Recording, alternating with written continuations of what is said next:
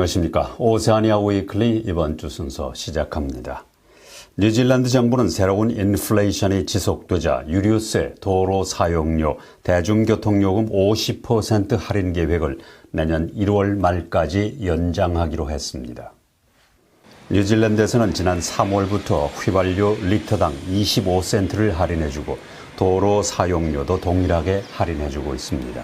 이번 조치로 휘발유 40리터는 11달러, 60리터는 17달러가 할인되고 대중교통을 이용해 출퇴근하는 시민들은 주당 25달러를 절약할 수 있을 것으로 보입니다.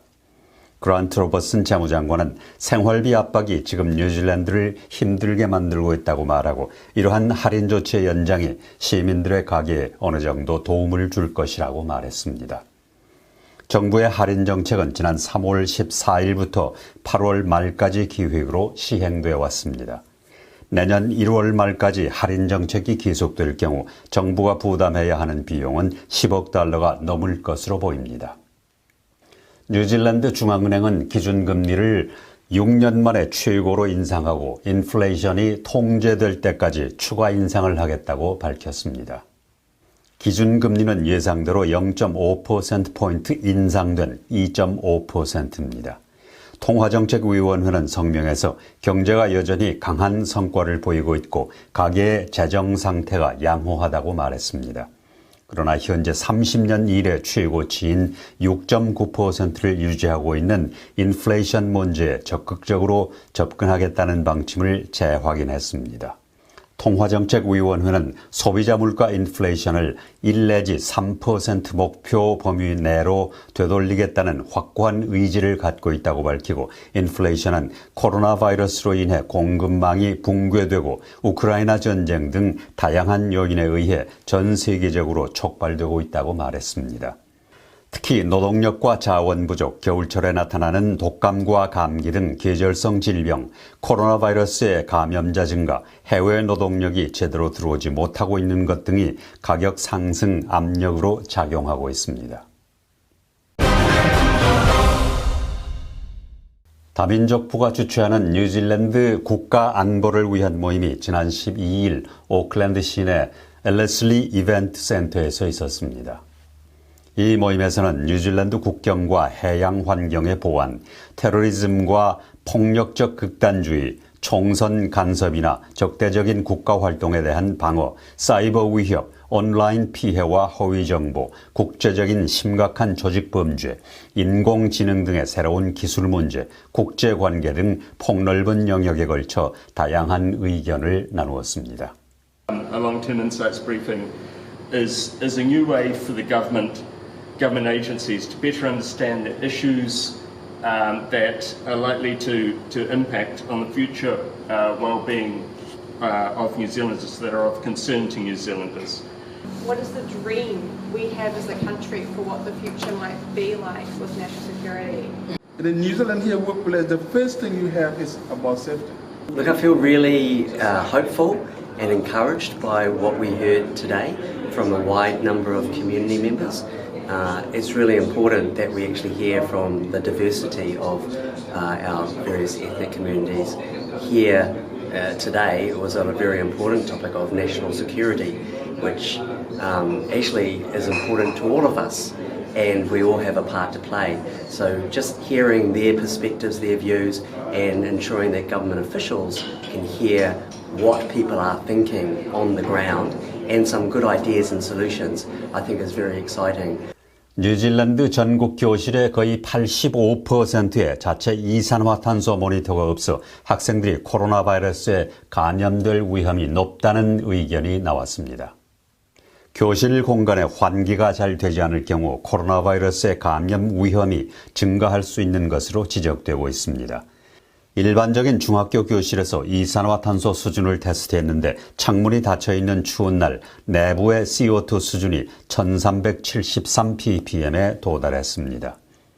교육부는 코로나 바이러스에 대응하기 위해 교사들에게 CO2 농도가 800ppm 이상이면 문과 창문을 열고 1251ppm 이상이면 잠시 자리를 비우라고 지시했습니다.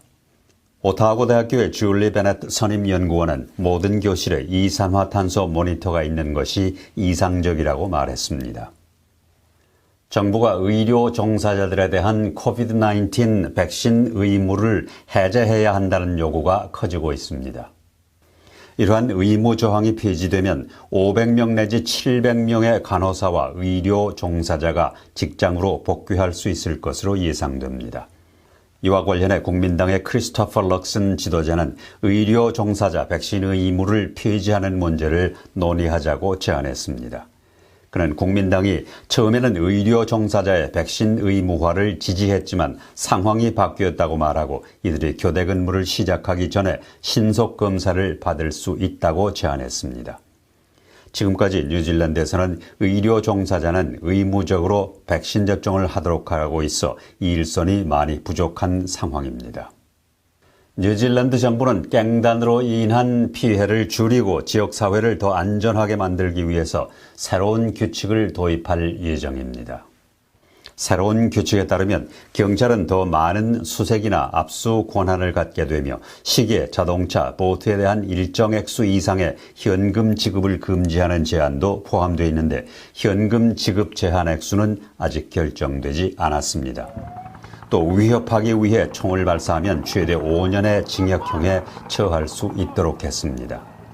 크리스 힙킨스 신임 경찰부 장관은 최근 발생한 갱단 사건은 전혀 용납될 수 없다며 총이나 자동차, 오토바이를 압류하고 돈 세탁을 더 어렵게 만드는 한편 시가지나 가정에서 증가하는 위협과 폭력 사건에 대응함으로써 갱단과 그 밖의 범죄가 발붙이지 못하도록 하겠다고 강조했습니다.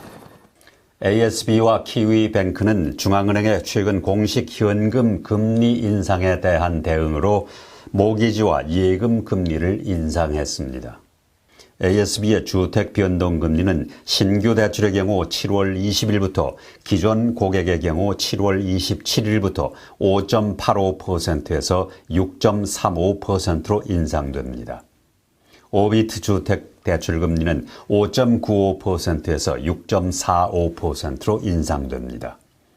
은행은 저축 플러스 예금 계좌의 최고 금리를 1.25%에서 1.75%로 인상한다고 밝혔습니다. ASB의 정기 예금 금리도 전반적으로 인상돼 18개월 만기 금리가 4%로 오르게 되고 키위뱅크의 변동 주택 대출 금리는 5.5%에서 6%로 인상됩니다. 건설업자들을 위한 K 컨스트럭션 세미나가 지난 9일 오클랜드 한인회관에서 열렸습니다. 김인택 총영사는 이 자리에서 뉴질랜드는 대부분의 건축자재를 수입에 의존하고 있고 건축자재 시장이 일부 기업의 독과점 형태로 유통되고 있어 소규모 한인 건설업체가 경쟁에 어려움을 겪을 수밖에 없다고 애로점을 설명하고 우리 동포 건설인들이 함께 네트워크를 구축하고 경쟁력을 확보하기 바란다고 말했습니다. 또 조효섭 한인회장은 최근 건설 관련 전문직과 관련 종사자들이 크게 늘어나고 있다고 말하고 한인회의 관심과 지원을 약속했습니다. 이어서 강동훈 한인건설협회장은 코로나로 인해 건설 세미나가 조금 늦어졌다면서 앞으로 유익한 정보와 혜택을 줄 수 있도록 하겠다고 각오를 밝혔습니다.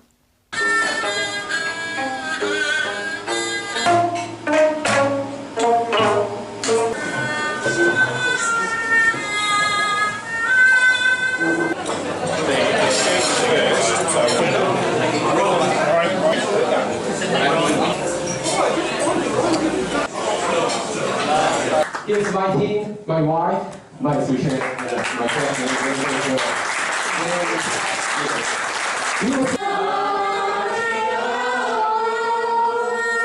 Where's B? So many of you have dealt with B, so that's my wife. B.